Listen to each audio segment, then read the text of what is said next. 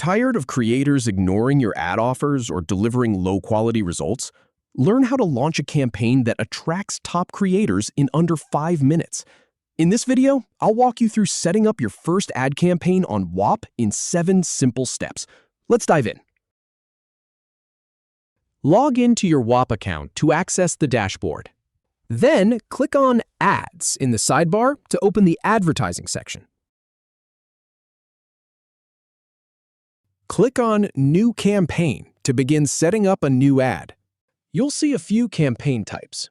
Pick the one that fits your goals.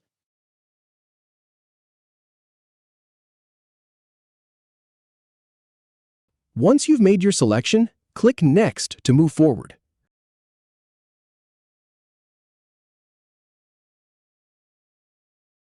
Now configure your campaign details. Give it a name, set your budget and reward rate, choose supported platforms, and add content guidelines and submission requirements.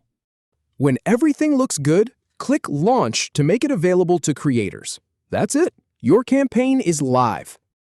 If you have any feedback or if any info is inaccurate, please leave a comment below. We'll do our best to answer or redo the video if needed. Thanks for watching.